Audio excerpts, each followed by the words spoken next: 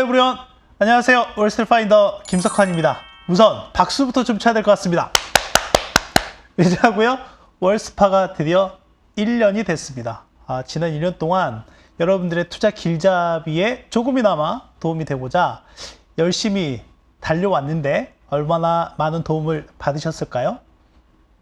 많은 분들이 또 그랬다고 합니다. 감사합니다. 그리고 또 많은 분들이 이 월스파를 많이 사랑해 주신 것 같습니다.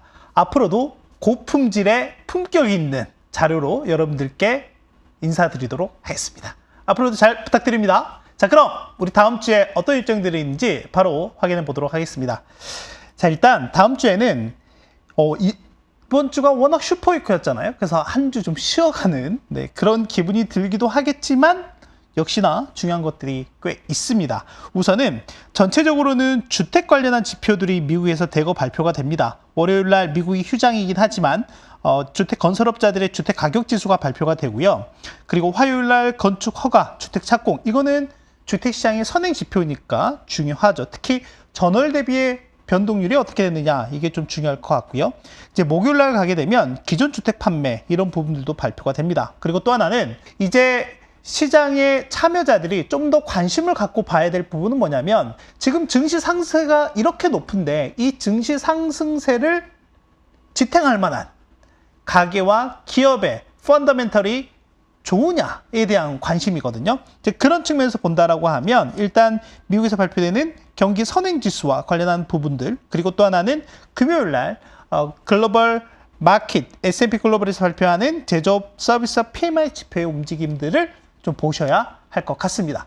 그 외에 다른 일정들 중에서는 이제 FMC가 끝났잖아요. FMC 직전 한 2주간은 블랙아웃 기간이어서 연준위원들 발언들이 없었는데 이제 다음 주부터 본격적으로 많은 연준위원들이 발언들을 할 겁니다. 그리고 특히 여기 파월 의장 같은 경우에는 현지 시각으로 목요일에 의회에 나가서 증언을 할 예정이다라고 보면 될 것 같고요. 또 하나 이제 좀 봐야 될 거는 뭐냐면 BOE, 즉 영국 중앙은행이죠. 영란은행이라고 하는데 통화정책 회의가 있어요. 지금 영국 같은 경우도 물가가 상당히 높은 수준이 좀 지속이 되고 있는 상황이죠. 이제 그런 측면에서 본다라고 하면 지금 시장에서는 대략 한 25bp 정도 추가적으로 인상할 가능성이 있다라는 게 현재 보는 부분이라고 보면 될 것 같습니다. 그리고 일부 기업들도 계속해서 실적을 발표하니까요. 그런 부분도 같이 체크해서 다음 주에 보시면 좋을 것 같습니다. 자, FMC가 끝났어요. 이제 어떤 부분들을 좀 한번 리뷰해보고 앞으로 우리가 어떤 부분을 봐야 될지에 대한 부분들을 중심으로 해서 말씀 좀 드리도록 할게요. 그 전에 시장 상황을 좀 한번 말씀을 좀 드려보면 갓세븐이에요. 그쵸? 제가 말씀드린 이 갓세븐이라고 하는 거는 결국 이제 빅세븐, 여기 있는 이 빅세븐 기업들을 얘기하는데, 지난주 일주일 전 기준으로 보면 연초 이후에 대략 한 49% 정도 상승을 했었거든요. 근데 일주일 사이에 8%포인트나 더 상승을 했습니다. 그야말로 진짜 불장이에요. 불장. 빅테크 중심으로 해서 상당한 불장이다라고 볼 수가 있을 것 같은데, 그에 반해서 보면 S&P 500 전체적으로는 전주 대비 한 2% 정도 조금 넘게 상승을 했다라고 보면 될 것 같고요. S&P 500 내에서 이 빅7을 제외한 나머지 기업들 같은 경우에는 대략 1.4%포인트 정도 이렇게 상승하는 모습을 좀 보였다. 그러니까 어떻게 보면 여기도 적어놨지만 여전히 상당히 좀 좁은 폭의 상승이 나타나고 있다라고 보면 될 것 같습니다. 그리고 또 하나는 어제 이제 뒤에 파월 의장과 관련한 내용들, FMC가 언급했던 내용들을 말씀을 드리겠지만, 파월 의장이 얘기했던 부분 중에 뭐냐면 이제 은행권 위기보다는 상업용 부동산과 관련한 부분들을 좀 잘 보고 있고, 이 상업용 부동산과 관련한 익스포저가 은행들에 집중이 되어 있겠죠. 그래서 뭐 중대형 은행들이 아니라 중소형 은행들에 대해서는 좀 더 지켜보고 있다. 좀 리스키한 부분들이 있다라는 언급을 했었거든요. 이제 그런 측면에서 본다라고 하면 간밤에 지역은행, 특히 중소형 은행들의 주가 퍼포먼스가 그닥 그렇게 좋지는 않았었다라고 하는 거죠. 물론 5월 저점 대비하면은 큰 폭의 상승세를 보이기도 했지만 여전히 연초 대비 20% 넘게 하락해 있는 상황이라고 보면 될 것 같고요. 또 하나는 개별 은행들의 주가 퍼포먼스를 보더라도 연초 위에 반토막 이상 난 은행들이 부지기수다라고 하는 거죠. 그리고 제가 3월 달에 SVB를 중심으로 해서 시작으로 해서 몇 개, 그러니까 저희가 알만한 큰 은행들 3곳이 파산하기도 했지만 그 외에 우리가 잘 알지 못하는 중소은행들 10여 개가 문을 닫기도 했었다라고 하는 거죠. 이거는 제가 일전에 말씀드렸던 부분과 좀 일맥상통한 부분이 있습니다. 그래서 아직은 여진이 아주 좀 잦은 여진이 좀 남아있다 라고 보면 될 것 같습니다.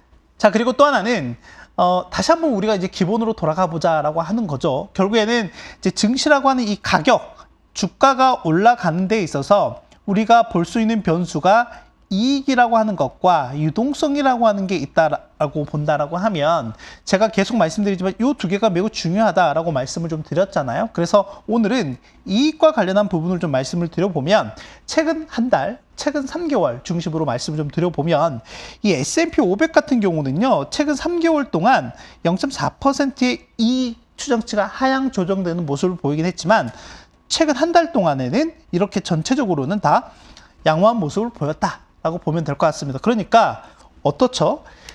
이익 추정치가 상향된 게 최근 3개월보다 최근 한 달간에 집중이 됐다라고 보면 될 것 같고 이게 어떻게 보면 최근 한 달간 증시 상승을 지탱하는 요인이었었다라고 보면 될 것 같습니다. 자, 그런데 지금 전체적으로 보면 이 S&P 500 기준으로 보면 약간 이익 상승의 흐름이 약간 정체되는 모습을 보이고 있고 오히려 주가는 이렇게 올라가는 그러니까 여기서 약간의 괴리들이 좀 발생하고 있는 상황이긴 하거든요. 그래서 향후에 올라가기 위해서는 이게 이렇게 따라서 올라가는 모습들 즉 이익 추정치가 계속해서 올라가는 모습이 나와야 한다라는 겁니다. 그래서 그런 움직임들을 여러분께서 좀 보시면 좋을 것 같고 지금 시점에서 본다라고 하면 그러니까 최근 한 달 전에 대략 18배, 뭐 18.8에서 19배 정도였던 PER, 12개월 선행 PER이 지금은 20배 수준까지도 올라와 있는 상황이다라고 보면 될 것 같습니다. 그래서 단기간에 올라온 부분에 대한 밸류 부담이 있는 상황이다라고 보면 될 것 같습니다. 자, FMC 얘기를 할 텐데요. 파월 의장이 기자회견을 했었는데 그 기자회견에서 뭐 크게 인사이트를 얻을 만한 내용들은 없었습니다. 그래서 369 12에 하는 경제 전망 요약 이걸 중심으로 해서 말씀을 좀 드리도록 할게요. 큰 변화들이 좀 있었습니다. 어떤 부분들이 있었냐면 일단 긍정적인 면을 보면 성장률은 높였고요. 실업률은 낮췄습니다. 그리고 부정적인 면을 본다라고 하면 전체적으로 연준이 물가 판단을 할 때 참고하는 근원 PCE, 개인 소비 지출 물가 전망치를 높였어요. 그러면서 목표 금리를 높였습니다. 근데 이 말인즉슨 higher for longer라고 하는 그러니까 연준의 높은 기준금리가 오랫동안 유지가 될 가능성이 높다라고 하는 거죠. 이거는 어떻게 보면 시장에는 좀 다소 부정적인 내용으로 다가올 수가 있겠죠. 그래서 나타난 시장의 변화를 한번 좀 살펴보면 앞서 보셨던 것처럼 타겟할 수 있는 목표 금리를 높였다라고 했죠. 네, 여기 오타인데 여기 2024년이에요. 지금 보면은 올해 말과 내년 말 기준으로 보면은 전체적으로 목표 금리 수준을 높였다라고 보면 될 것 같고요. 원래는 5.1%였는데 5.6%까지 높였습니다. 그리고 또 하나 나타난 두 번째 변화는 뭐냐면 올 연말에 원래 불과 한 달 전까지만 하더라도 시장에서는 어떤 기대를 갖고 있었냐면 금리 인하 최대 3차례에서 4차례까지 가능할 것 같아 라는 기대가 있었거든요. 그런데 지금은 아예 없어졌습니다.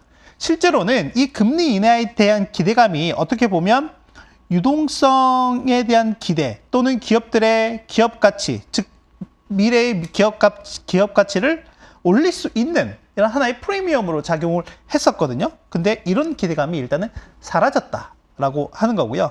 세 번째 같은 경우에는 뭐냐면 지금 시장은 지금 상단이 5.25%입니다. 5.25%인데 지금 이렇게 7월달, 9월달로 가면서 약간 높아지는 경우가 나오잖아요.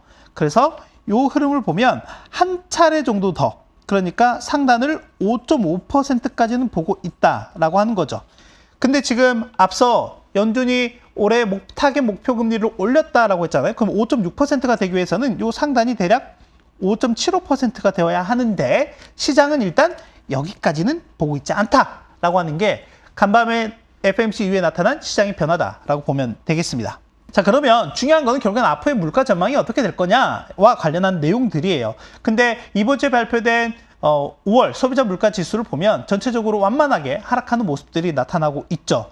이제 다만 이제 문제는 뭐냐면 나머지, 그러니까 헤드라인 소비자 물가 지수를 제외하고는 나머지 물가 지수의 하락세가 상당히 좀 경직적이다라고 하는 거예요. 지금 보시면 CPI 같은 경우는 이렇게 하락하는 모습을 보이고 있지만 매월 말에 발표되는 개인 소비 지출 물가, 즉 PCE 물가 같은 경우에는 지난달에 이렇게 튀는 모습이 나타났었거든요. 그래서 7월 FOMC 회의가 7월 25일, 26일에 있을 예정입니다. 자, 그러면 이 전까지 연준이 확인할 수 있는 데이터는 뭐냐면 한 차례의 PCE 데이터가 이달 말에 나올 거고요. 그리고 한 차례의 CPI 물가를 한 번 더 확인을 할 거거든요.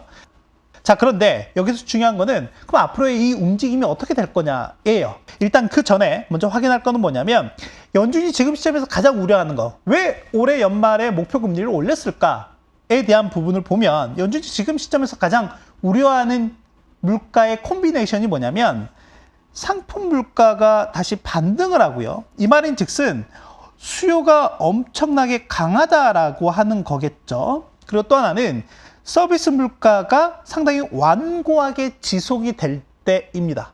서비스 물가가 다시 튀기는 쉽지는 않은 상황이기는 할 것 같아요. 근데 서비스 물가가 보시다시피 이렇게 상당히 완고하게 떨어지는 모습들이 유지가 된다라고 하면 또 여기에서 상품 물가가 이렇게 튀는 모습이 나오게 된다라고 하면 이거는 좀 연준이 좀 더 스트레스 상황이 직면할 수도 있다라고 하는 거고요. 또 하나는 슈퍼코어 인플레이션이라고 해서 파월 의장이 얘기한 거죠. 그러니까 상품, 그러니까 가격 변동성이 큰 식품이나 에너지 제외하고 거기에다가 주택과 관련한 부분을 제외한 물가를 제가 이제 슈퍼코어 인플레이션이라고 하는데 지금 보면 전년 대비로는 완연하게 떨어지는 모습이 나오고 있습니다. 그래서 지금 대략 한 4% 중반대를 기록을 하고 있는데 전월 대비로 이렇게 떨어지는 폭이 왔다가 최근에 좀 다시 지난달에 올라가는 모습을 좀 보였어요. 물론 그 올라가는 폭은 지금 전월 대비 0.2%밖에 되지 않아요. 크지는 않지만 이게 혹시나 커질 수 있지 않을까에 대한 이런 우려 사항들이 남아 있는 거죠, 여전히. 그래서 이런 부분들을 좀 앞으로 물가 지표들이 발표가 될 때 체크해서 보자라는 부분을 좀 말씀드리고 싶고, 이제 앞서 물가에 대한 부분들이 연준이 가장 우려하는 게 상품 물가 반등하고 서비스 물가가 상당히 완고한 모습을 보일 때에 대해서 우려한다라고 말씀을 드렸잖아요. 그런 시점에서 본다라고 하면 헤드라인 CPI 같은 경우는 전월 대비 0.3%, 그리고 근원 물가, 코어 CPI 같은 경우는 전월 대비 0.4% 이상만 아니라면 괜찮습니다. 자, 그런데 여기서 나타난 흐름은 뭐냐면 일단 여기 보시다시피 이 7월달 CPI 같은 경우는 완연하게 떨어지는 모습이 나올, 그러니까 적어도 다음 달에 발표되는 7월 12일 날 발표되는 CPI는 더 떨어지게 나오게 될 겁니다. 왜냐하면 작년 6월 달에, 7월 달이 6월 달께 발표가 되잖아요. 근데 작년 6월이 가장 높았던 시점이기 때문에 기저효과가 강하게 작용을 하기 때문에 그렇다라고 보시면 될 것 같고, 근데 이제 문제는 뭐죠? 7월 이후에 이렇게 튀어요. 그래서 7월 이후에 8월, 9월은 물가가 좀 튀는 모습이 나오게 됩니다. 이제 그 이후에, 그러면 여기까지는 어떻게 보면 약간의 계절성이 좀 있다라고 하면 지금 진짜 문제는 4분기예요, 4분기. 4분기가 가장 중요하다라고 보면 될 것 같아요. 왜 그렇죠?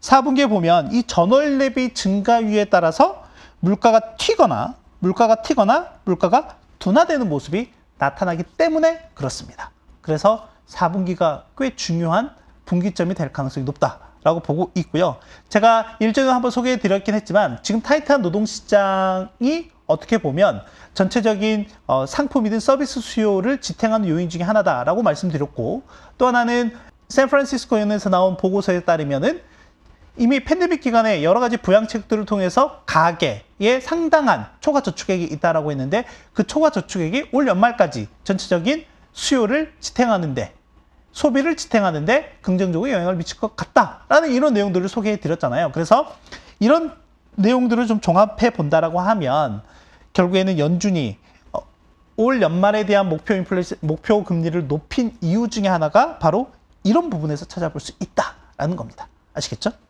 자, 그리고 또 하나는 뭐냐면 주거비와 관련한 부분인 것 같아요. 근데 주거비 같은 경우에는 지금 보면 소비자 물가를 구성하는 주거비 OER이라고 하는 건 뭐냐면 소비자들에게 직접 물어보는 거거든요. 서베이를 하는 거거든요. 자, 지금 이런 상황에서 당신은 임대료 얼마만큼 받을 겁니까? 에 대한 내용이에요. 자, 그런데 레드핀이라고 하는 미국 인터넷 부동산 중개업체에서 매달 이 렌탈과 관련한 트래킹을 해서 지표를 발표하는데 전년 대비로는 떨어지는 모습이 나왔지만 지금 보면은 이 전체적인 임대료 자체가 완연하게 하락세에서 다시 상승세로 전환하는 모습을 좀 보이고 있다라고 하는 겁니다.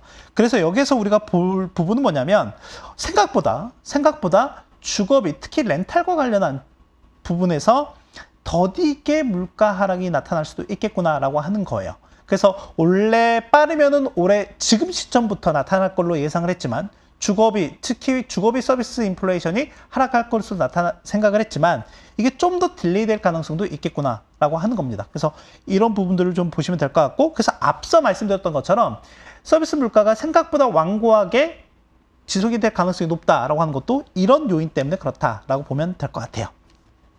자, 그러면 앞으로 좀 어떤 부분을 봐야 될까? 제가 주목하는 차트는 이겁니다. 자, 지금 이 차트 같은 경우에는 지금 미국의 기준금리와 그리고 국채금리와 그리고 장단기 금리 차의 추이를 나타낸 거고, 여기에는 표시가 되어 있지 않지만 예전에 제가 몇 차례 이 월스파를 통해서 보여드렸던 그림이기도 한데 여기에는 증시의 흐름도 들어가 있습니다. 일단 뭐냐면 미국의 2년물 국채금리가 연준의 통화정책을 가장 잘 반영하는 금리인 건 아시잖아요. 그러다 보니까 항상 금리 이 동결하는 구간 보이시나요? 이 금리를 동결하는 구간에 앞서 국채 2년물이 피크아웃 했다라는 겁니다. 그래서 미국채 2년물이 갖고 있는 선행성이 있더라라고 하는 거예요. 그래서 지금 시점에서 보면 2년물 국채금리가 빠지고 있어요.